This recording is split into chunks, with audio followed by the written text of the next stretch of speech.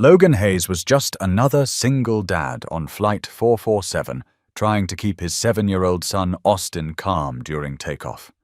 His worn leather pilot's watch caught the overhead light as he helped Austin with his seatbelt in seat 17A. Then the radio crackled from the cockpit. "Control, this is Raptor 1. We have visual confirmation. Call sign Falcon is on board that commercial flight." Austin pressed his face to the window, eyes wide. "Daddy, look! Fighter jets! They're flying right next to us!" Logan's blood ran cold. After 15 years of hiding his past, after building a tech empire while keeping his military service buried, someone had recognized him. The F-22 pilots knew exactly who was sitting in seat 17A, but Logan Hayes had spent years making sure no one would ever connect him to the legendary pilot they once called Falcon. The morning had started like any other Tuesday for Logan Hayes, though calling any morning in his life ordinary would have been a stretch for most people. Coffee at 5:30 a.m. while reviewing overnight reports from Hayes Tech's operations in 12 different time zones, checking satellite feeds from the company's aerospace division, and ensuring that the technology his engineers had developed was performing flawlessly in everything from commercial aircraft to space exploration vehicles. The irony wasn't lost on him that he'd spent 15 years helping other people fly better while refusing to touch the controls of an aircraft himself. Hayes Tech Industries had grown from a single laptop in his mother's garage to a multi-billion-dollar corporation that specialized in navigation systems, flight control software, and advanced propulsion technology. What most people didn't know, including many of his own employees, was that every innovation had been born from Logan's intimate understanding of what pilots needed to survive in hostile environments. The predictive navigation algorithms that now guided civilian aircraft around weather patterns had originally been designed to help military pilots avoid surface-to-air missiles. The emergency landing protocols that had saved hundreds of lives in commercial aviation emergencies were based on techniques Logan had learned while bringing damaged fighter jets home from combat missions over Afghanistan. Austin bounced in his seat at gate B-12, clutching his worn teddy bear and a coloring book filled with drawings of airplanes that showed remarkable technical accuracy for a 7-year-old. The boy had inherited more than just his father's dark hair and green eyes. There was something in the way Austin studied aircraft, the intensity in his gaze when planes passed overhead, that reminded Logan of himself at that age, back when he'd spent hours at this same airport watching jets take off and dreaming of the day he'd be in the cockpit. It was a reminder of dreams that had once soared as high as the jets Austin loved to draw, and of the price that those dreams had ultimately extracted. "Daddy, why don't you like flying anymore?" Austin asked, looking up from his coloring book, where he'd been carefully shading the wings of an F-22 Raptor, with the sort of attention to detail that made Logan's chest tight with pride and worry. The boy had drawn the aircraft's weapons systems with surprising accuracy, including details that most civilians would never notice. Of all the aircraft his son could be fascinated with, it had to be the same type Logan had once flown in missions that still visited him in his dreams. Logan forced a smile and ruffled Austin's hair, buying time to construct an answer that was honest without being devastating. "I fly all the time for work, buddy, just not always on the fun trips." It wasn't entirely a lie, but it wasn't the truth either. The truth was that Logan Hayes, CEO of Hayes Tech Industries, hadn't been in a cockpit for 15 years, not since the day he'd hung up his flight suit and sworn never to touch the controls of an aircraft again. The truth was that every time he heard jet engines, he was transported back to a mountainous region of Afghanistan, where split-second decisions meant the difference between bringing everyone home alive or explaining to families why their loved ones weren't coming back. The real truth, the one that kept him awake some nights, staring at the ceiling while Austin slept peacefully in the next room, was that Major Logan Hayes, call sign Falcon, had been one of the Air Force's most decorated fighter pilots before a single mission had changed everything. He'd been leading a flight of 4 F-22s on what should have been a routine escort mission when they'd received an emergency call for close air support. A Special Forces unit had been ambushed in a valley 50 miles from their planned route, taking heavy casualties and desperately needing extraction. Logan had made the decision to break formation and respond to the emergency call, a choice that had saved 23 lives but violated direct orders from command. The mission had been a success by any reasonable measure, but the military's definition of success sometimes conflicted with basic human decency. The subsequent investigation had given Logan a choice: accept a reprimand that would effectively end his career advancement, or quietly resign with full honors and disappear into civilian life. He'd chosen the latter, but not before learning that the routine escort mission he'd abandoned had been cover for a weapons test involving technology that he'd helped develop. The boarding announcement crackled through the speakers, and Logan felt his shoulders tense despite himself. Commercial flights were different from military aircraft, he reminded himself. Safer, predictable, no surface-to-air missiles or enemy fighters to worry about. Just a routine flight from Seattle to Denver, 2 hours in the air with his son, followed by a weekend at his mother's ranch that he'd been avoiding since Austin was born. His mother, Patricia Hayes, had been patient about his reluctance to visit, understanding that her son carried wounds that went deeper than the visible scar on his left temple, a souvenir from the cockpit fire that had nearly killed him during his final mission. As they made their way down the jet bridge, Austin chatted excitedly about the planes he could see through the windows. "Look, Daddy, that one's huge, and that one has winglets just like in my book. Daddy, how come your company makes airplane stuff but you don't like flying?" The question hit closer to home than Austin could possibly understand. Hayes Tech had indeed made its fortune developing aviation technology, but Logan had approached it like an engineer rather than a pilot, focusing on systems and software instead of the visceral experience of flight that had once defined his existence. The company had started with a single contract to develop more intuitive flight management systems for civilian aircraft, technology that Logan had designed based on his intimate knowledge of what information pilots needed most during critical phases of flight. Within 5 years, Hayes Tech was providing navigation and control systems for major airlines around the world. Within 10 years, they were working with NASA on spacecraft guidance systems. Within 15 years, Logan Hayes had become one of the most influential figures in aerospace technology, all while maintaining that he was just an engineer who understood pilot psychology. Flight attendant Rebecca Martinez greeted them with a warm smile as they boarded the Boeing 737. She was probably in her early 30s, with kind eyes and the sort of efficient competence that suggested military training. Something about the way she carried herself, the slight stiffness in her posture, and the way her eyes automatically scanned each passenger reminded Logan of the veterans he sometimes encountered in his business dealings. The military bearing was unmistakable once you knew what to look for, and Logan had become expert at recognizing it over the years, partly from professional necessity and partly from the loneliness of being surrounded by civilians who could never truly understand what service had meant. Seat 17A was a window seat, which Austin had specifically requested when Logan booked their tickets 3 weeks ago. The boy loved watching the world change from ground level to bird's eye view, loved seeing how everything that seemed so important on the ground became tiny and manageable from altitude. As they settled in, Logan helped his son with the seatbelt and then checked his own watch, a habit that had become second nature over the years. The watch was old, military-issued, with a face that had been scratched in a dozen different missions and a band that had been replaced twice but never upgraded. He'd thought about getting rid of it countless times, replacing it with something more appropriate for a tech executive worth several $billion, but somehow he never managed to take it off. It was one of the few connections he'd maintained to the man he used to be, back when call signs mattered more than quarterly earnings reports, and when the weight of responsibility was measured in lives rather than stock prices.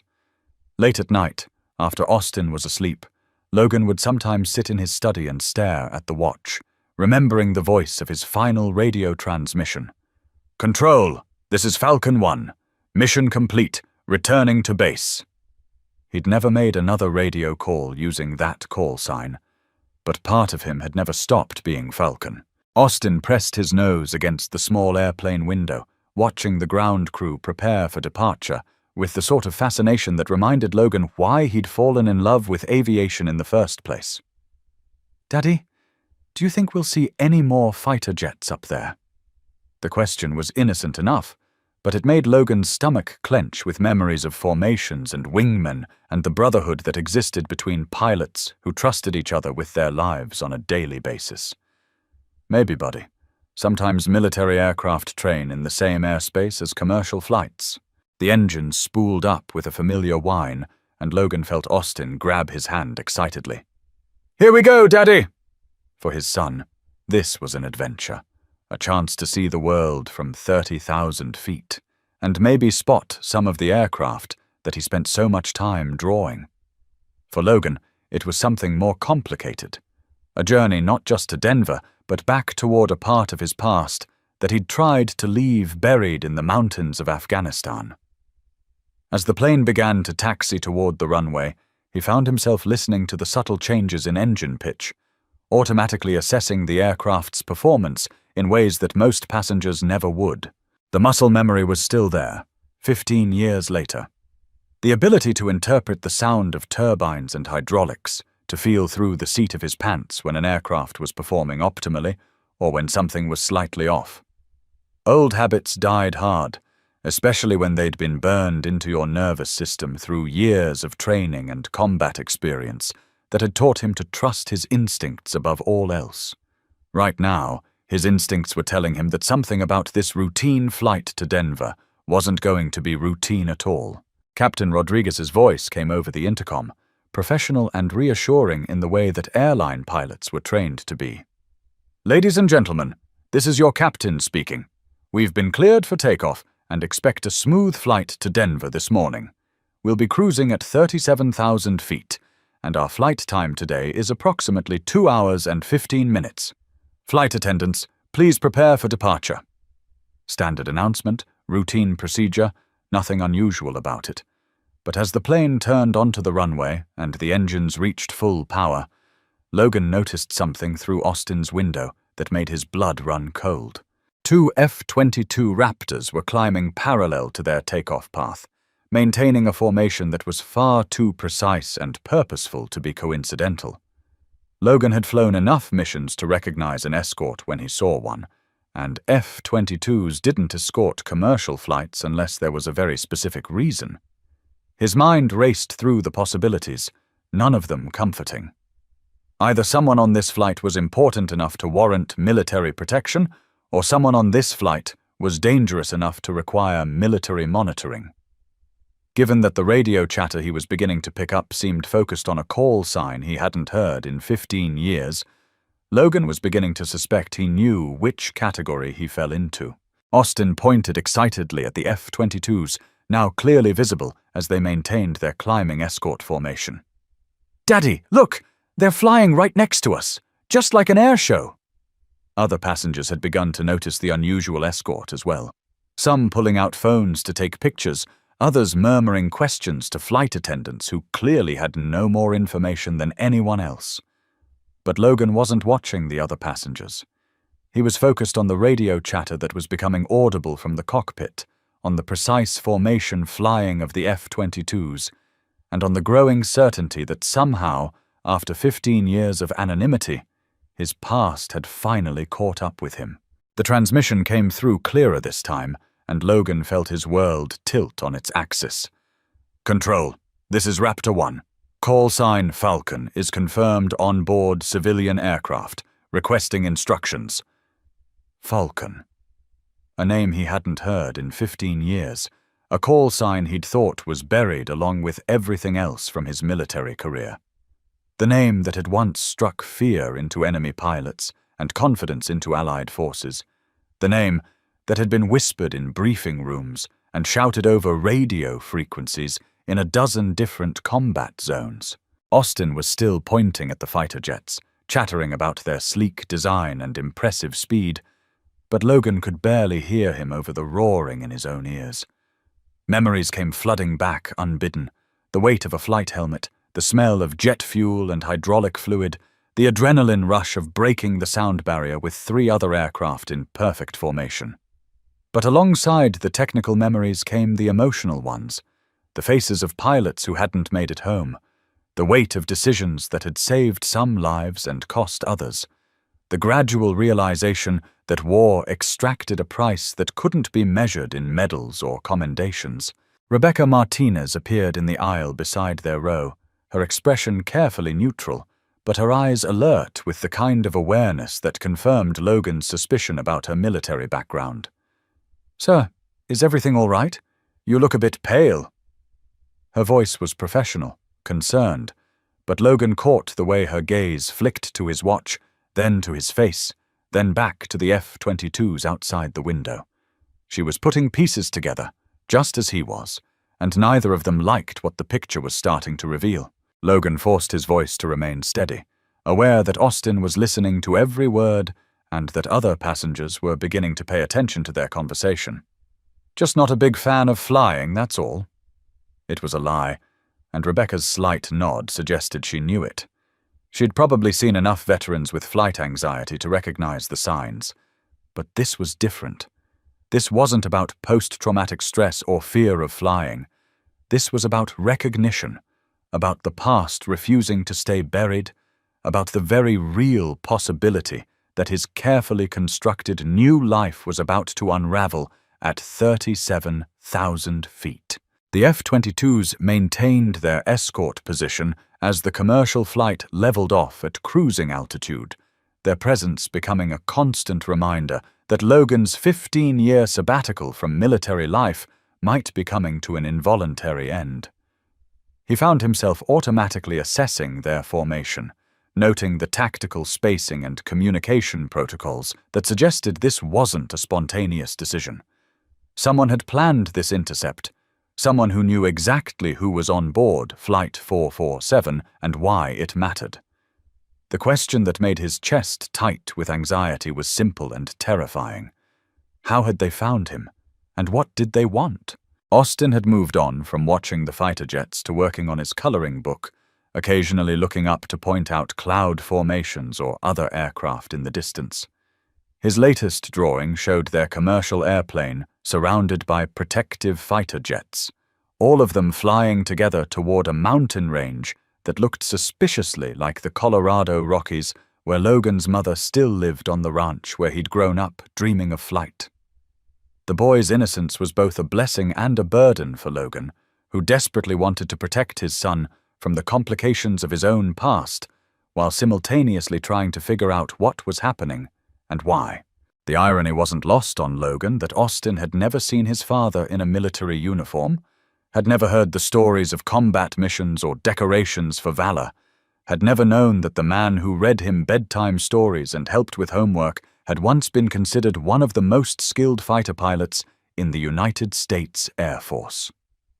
Logan had made that choice deliberately, wanting to give his son a childhood free from the weight of military legacy and the expectations that came with being the son of a war hero.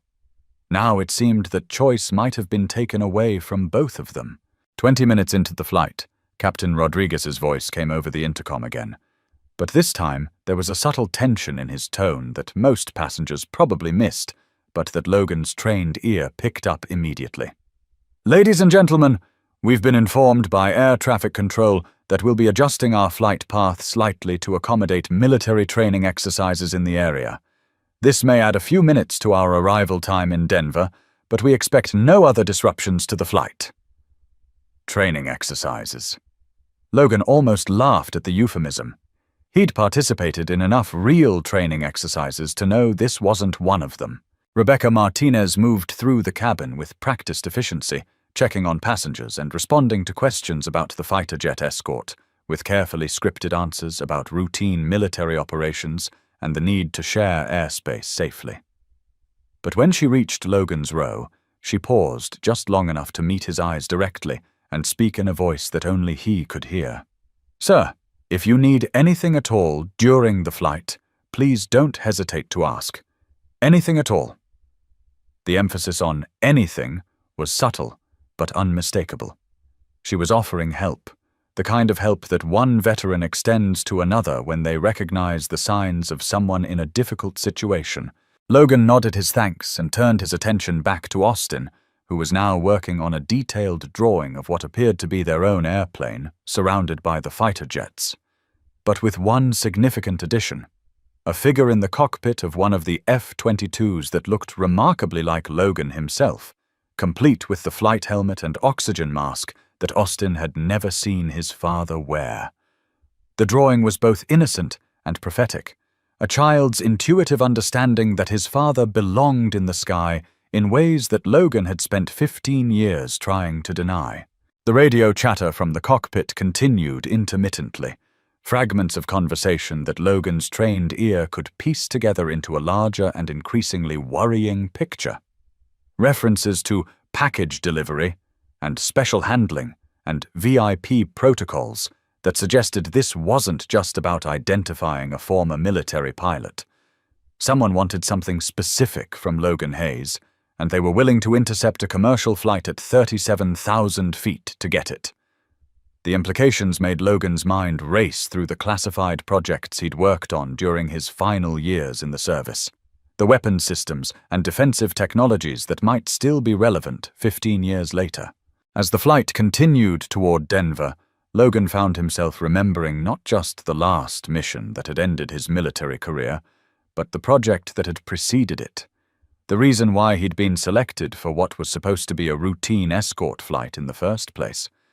He'd been part of a small team of pilots and engineers working on next-generation aircraft defense systems, technology designed to make American fighter jets nearly invulnerable to enemy missiles and electronic warfare. The project had been so classified that even Logan's security clearance had required special authorization, and the knowledge he'd gained had been deemed so sensitive that his departure from the military had required extensive debriefing and ongoing monitoring. Now, 15 years later, someone clearly believed that Logan's knowledge was still valuable enough to justify this level of attention. The question was whether they were trying to protect that knowledge or exploit it, and whether Logan's cooperation would be requested or demanded. Either way, the peaceful life he'd built for himself and Austin was about to become significantly more complicated, and the father who had spent 7 years trying to give his son a normal childhood was going to have to explain why normal had just become impossible. Austin looked up from his coloring book, studying his father's face with the sort of intuitive understanding that children sometimes possess about the adults they love most. "Daddy, are you thinking about work again? You get that same look when you're solving the really hard problems." The observation was both accurate and heartbreaking, a reminder that even a 7-year-old could see the weight that Logan carried, the constant mental calculations and risk assessments that came with running a multi-billion-dollar technology company while trying to keep his military past buried. "Something like that, buddy. Sometimes grown-ups have to think about complicated things, even when we'd rather just focus on fun stuff like visiting Grandma Patricia." Logan's answer was honest without being frightening, but Austin's response suggested that his son understood more about complicated adult problems than Logan had given him credit for. "Is it because of the fighter jets? Are they here because of your old job?" The question hit Logan like a physical blow, not because Austin was wrong, but because he was exactly right in ways that a 7-year-old shouldn't have to be. Logan had never explicitly told Austin about his military service, but children were remarkably observant, and there had been clues over the years. The way Logan automatically assessed aircraft whenever they flew overhead, the military precision in his daily routines, the awards and commendations that he'd thought were safely hidden in his study, but that Austin had probably discovered during one of his explorations of the house. Most telling of all was the collection of technical manuals and flight training materials that Logan had never been able to throw away, books that Austin had probably leafed through while his father worked late into the night, on Hayes Tech projects. My old job was a long time ago, buddy. Before you were born, before Hayes Tech, back when I was young and thought I knew everything about flying. Logan's voice carried a note of wistfulness that he hadn't intended, a trace of the man who had once lived for the moment when the tower cleared him for takeoff and the world fell away below his wings. But that's all in the past now. What matters is our family and our life together. Even as he said the words, Logan knew they might not be entirely true anymore. The past had a way of refusing to stay buried, especially when it involved classified information and national security concerns. The F-22s had been maintaining their escort for over an hour now, their presence becoming less remarkable to the other passengers, but increasingly significant to Logan. Military pilots didn't waste fuel and flight hours on routine escorts, and F-22s were among the most expensive aircraft in the world to operate. Someone with considerable authority had ordered this intercept, someone who knew exactly who Logan Hayes used to be and had reasons for wanting to make contact that couldn't wait for a normal approach through civilian channels. The implications made Logan's stomach churn with anxiety and a growing sense that the peaceful life he'd built for himself and Austin was about to become much more complicated. Rebecca Martinez appeared at his elbow again, this time with a cup of coffee and a subtle gesture toward the back of the aircraft that suggested they needed to have a conversation away from curious passengers and, more importantly, away from Austin's sharp ears. "Mr. Hayes, would you mind stepping back with me for a moment? There's something we need to discuss privately." The use of his name confirmed what Logan had already suspected. She knew more about the situation than she'd been letting on, and whatever needed to be discussed was significant enough to require operational security measures. Logan looked down at Austin, who was still absorbed in his coloring book, but who had developed the habit of listening to adult conversations even when he appeared to be focused on other activities. The boy was remarkably intelligent for his age, with an intuitive understanding of complex systems that reminded Logan of himself as a child, and the last thing Logan wanted was for Austin to overhear details about threats or military operations or anything else that might frighten him. "I'll be right back, buddy. Keep working on that picture for me, and maybe draw some clouds around those airplanes." Austin nodded without looking up, but Logan caught the slight tension in his son's shoulders that suggested the boy was more aware of the unusual circumstances than he was letting on. The galley at the rear of the aircraft was empty except for the two of them, and Rebecca's demeanor shifted subtly as soon as they were out of earshot of the other passengers. The professional flight attendant facade fell away, replaced by the bearing and directness of someone with military training and experience in handling classified situations. "Major Hayes, my name is Rebecca Martinez, formerly Staff Sergeant Martinez, United States Navy. I've been briefed on the situation, and I need you to know that this contact was authorized at the highest levels of the Department of Defense." "Major." Logan hadn't heard his military rank spoken aloud in 15 years, and the sound of it hit him like a physical blow, bringing back memories of briefing rooms and flight lines and the weight of responsibility that came with leading other pilots into combat situations. "I'm not Major anything anymore. I'm a civilian, and I'd like to keep it that way." His response was automatic, but even as he said the words, Logan knew that the distinction between military and civilian might not matter to whoever had ordered this intercept. Rebecca's expression was sympathetic but firm, the look of someone who understood the desire to leave military life behind, but who also understood that some obligations transcended personal preferences. "I understand your position, sir, but there are circumstances that have made your expertise critical to national security. The F-22s aren't here as a threat. They're here as protection, and as a way to ensure secure communication for what needs to be discussed." Protection. That single word implied a threat, something Logan definitely didn't want to hear while flying at 37,000 feet with his 7-year-old son depending on him for safety and security. What kind of circumstances, and why couldn't this wait until we landed in Denver? Why involve my son in whatever this is about? Logan's questions were sharp, with the protective instincts of a father who had spent 7 years trying to shield Austin from the complexities and dangers of the adult world. The idea that his military past might now pose a threat to his son was more terrifying than any combat mission he'd ever flown, because this time the stakes weren't just his own life, but the safety and innocence of the person he loved most in the world. The answer came not from Rebecca, but from the cockpit radio, which crackled to life with a transmission that made Logan's blood freeze in his veins and transported him instantly back to the high-stakes world of military operations and classified communications. Falcon 1, this is Control. We have confirmation of hostile interest in your location. Recommend immediate secure conference with package for threat assessment and response options. Package. In military terminology, he was the package, the person of interest that required protection and extraction.